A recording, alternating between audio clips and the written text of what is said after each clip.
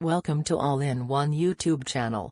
Today we are going to talk about how to fix OTP not receiving error in Telegram.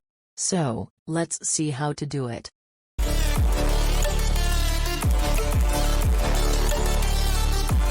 This is important.